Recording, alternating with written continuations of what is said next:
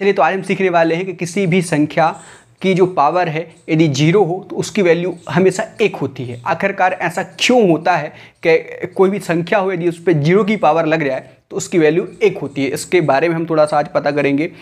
Generally हमें हमेशा ये याद कराया जाता है, रटवाया जाता है कि कोई भी संख्या हो उस पर यदि आप 0 की पावर देखें तो तुरंत उसकी वैल्यू 1 रख दीजिए। लेकिन कभी हम ये सोचते नहीं है कि ऐसा होता क्यों है। तो इसके लिए थोड़ा सा जानने की आज कोशिश करते हैं। देखिए, मान लीजिए हमने आपसे बोला कि 6 की पावर 0 है, तो इसकी वैल्यू क्या रहेगी? आप अब भी बोल दोगे सर इसकी वैल्यू 1 रहेगी ना।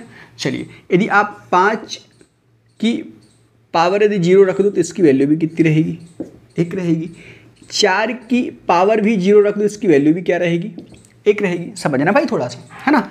यदि आप देखें तो ये पूरे के पूरे पॉजिटिव नंबर है ना, मतलब ये पूरी की पूरी जो है वो धनात्मक संख्याएं हैं। ऐसा ही यदि आपकी ऋणात्मक संख्याएं हैं, मान लीजिए -6 की पावर यदि 0 बोला है तो इसकी वैल्यू भी कितनी रहेगी? 1 रहेगी। -9 की पावर भी यदि 0 बोला है तो इसकी वैल्यू भी क्या रहेगी? 1 रहेगी। मान लीजिए -11 जो है इसकी जो पावर यदि मान लीजिए 0 दे रखी है तो इसकी वैल्यू भी कितनी रहेगी? 1 रहेगी। क्लियर? मतलब ये है कि आप चाहे पॉजिटिव नंबर ले लो, नेगेटिव नंबर ले लो, है ना, यदि उसकी पावर 0 है तो उसकी वैल्यू कितनी रहेगी? 1, है ना। इसके अलावा यदि आप देखें तो जो परिमेय संख्या होती है, रेशनल जो नंबर रहते हैं, वो भी यदि उनकी पावर यदि 0 रहती है तो वैल्यू 1 रहती है। जैसे कि 1/2 हो गया, 1/2। यदि इस पर 0 की पावर है तो इसका जो वैल्यू रहेगी वो कितनी रहेगी? 1 रहेगी। और यदि अपन देखें तो 3/4, इसकी पावर यदि 0 है तो इसकी वैल्यू भी कितनी रहेगी? 1 रहेगी, है ना। ऐसी रेशनल जो नंबर रहते हैं, जैसे कि हो गया √2,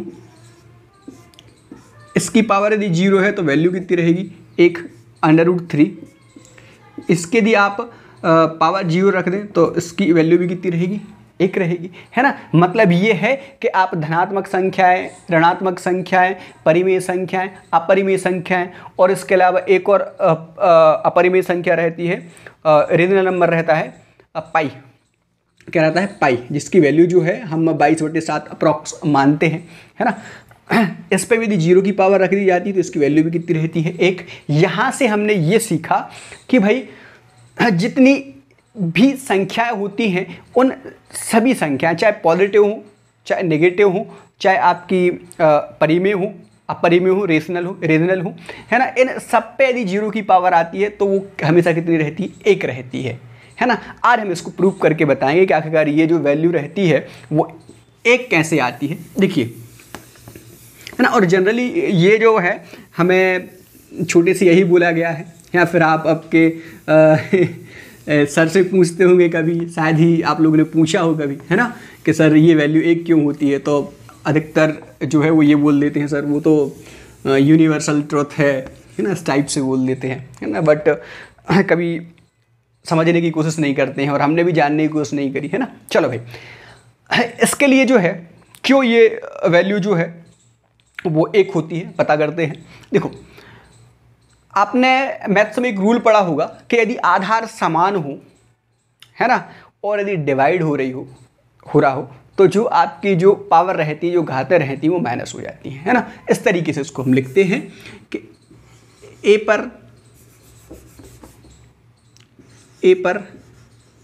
m की घात डिवाइड a पर n की घात बराबर a पर रहता है m - n की घात। कोई प्रॉब्लम तो नहीं है ना। ये घातांक करने में जो है हम ये रूल पढ़ते हैं कि यदि आधार समान हो, डिवाइड हो रहा हो तो घातें जो है माइनस हो जाती हैं। मतलब यदि आप देखें यहाँ पर इसका बेस या फिर आधार देखें तो a है, यहाँ पर b है, डिवाइड हो रहा है ना, तो क्या हो रहा है? आधार एक बार लिखा जाता है, इनके लिए माइनस कर देते हैं, है ना। ये पता होना चाहिए, है ना। ये तो आपको पता है भैया। और ये जो है, यही रूल जो है हमें प्रूव करके दिखाएगा किसी भी जो संख्या रहती है उसकी जो पावर 0 रहती है उसका मान 1 कैसे आता है। देखिए, मान लीजिए इस समीकरण में हमने m बराबर n रख दिया। कितना? m बराबर क्या रख दिया? n, ये रख दिया। इसका मतलब ये है कि जहाँ जहाँ पर m है वहाँ पर n रख दीजिए, या फिर जहाँ जहाँ पर n है वहाँ पर क्या रख दीजिए? m रख दीजिए। मतलब ये है कि हम चाहे m बराबर n रख दें, चाहे n बराबर m रख दें, बात तो एक ही है। इसको इस तरीके से भी लिख सकते हो, n बराबर m, जो भी आपको मन करे उस तरीके से रख सकते हो, कोई समस्या नहीं है ना। तो इसमें जो है हम m बराबर n रखते हैं, तो यहाँ पर देखिए सॉरी n बराबर m रख दो, है ना। चलो देखो क्या रहेगा, m ये हो गया, m बराबर क्या रखना है n, तो देखो a पे कितनी घात हो जाएगी n की, बटे a पे n, ये तो पहले ही से, यदि m होता तो उसको n में कन्वर्ट कर देते, इक्वल यहाँ पर ध्यान दें a है, एक ऊपर m की घात है, m बराबर हमने क्या रखा है n रखा है, तो n और माइनस क्या हो जाएगा n हो जाएगा। क्लियर। और ये दोनों यहाँ से कैंसिल हो जाएंगे भैया। क्यों कैंसिल हो जाएंगे कि जैसे कि हमने आपसे बोला कि आप 2 में डिवाइड करना, जरा 2 से कितना आता है 1 आता है, ये कैंसिल ही तो हो जाते हैं। यदि हमने आपसे बोला 7/7, इसका मतलब क्या होता है 1 होता है, ये कैंसिल हो जाते हैं। ये भी तो सेम ही है, a पे n की घात डिवाइड करना है a पे n की घात, ये कैंसिल हो जाएंगे। इसके अलावा इस कैंसिल होएगा और कितना बचेगा 1 होएगा कि नहीं होएगा, बराबर लगा था सो बराबर ये लग गया। और जब n में से n जाएंगे सो कितना बचेगा 1 बचेगा क्या, नहीं 1 नहीं बचेगा, क्या बचेगा 0 बचेगा, मतलब a पर कितने की घात आ जाएगी 0 की। क्लियर, ये प्रूफ हो गया, ये देखिए है ना।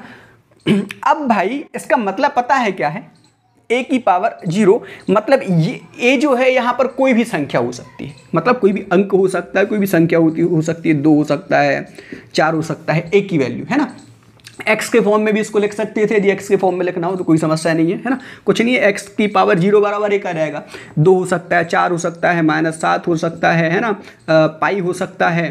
और यदि अपन देखें जितने भी नंबर होते हैं, चाहे पॉजिटिव हो है ना, नेगेटिव हो, रेशनल हो, इरेशनल हो, सब के सब जो है वो एक की वैल्यू रख सकते हैं वहाँ पे अपन, है ना, एक की वैल्यू हो सकती है। अब लेकिन इसमें जो है एक एक्सेप्शन भी है जिसको हम अपवाद बोलते हैं। क्या है अपवाद?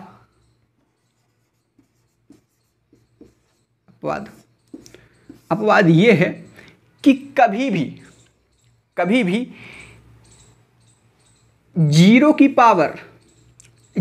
पावर यदि 0 है तो कभी भी ये 1 नहीं होगी।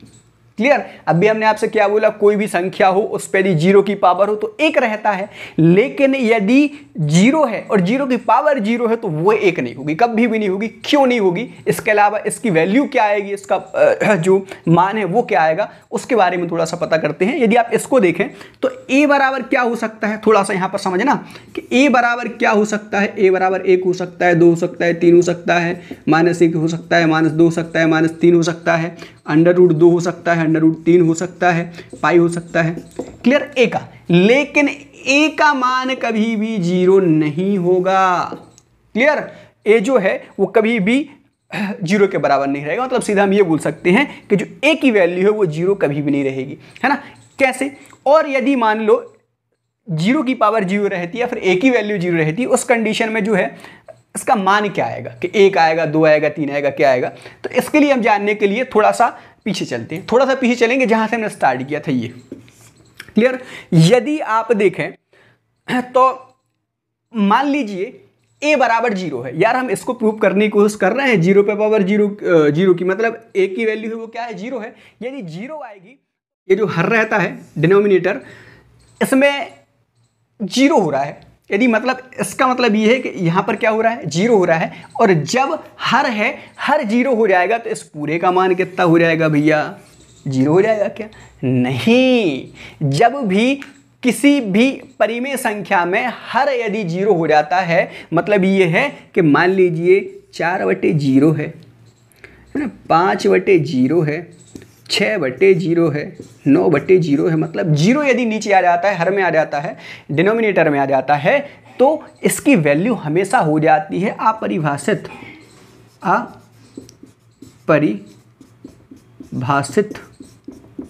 है ना, जिसको जो है अनडिफाइंड जो हम बोलते हैं, है ना, इंग्लिश में बोला जाता है।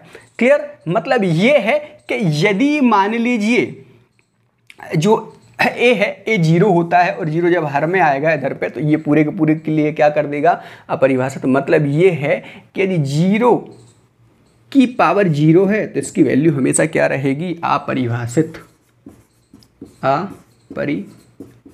मतलब आप इसकी परिभाषा भी नहीं दे सकते हो।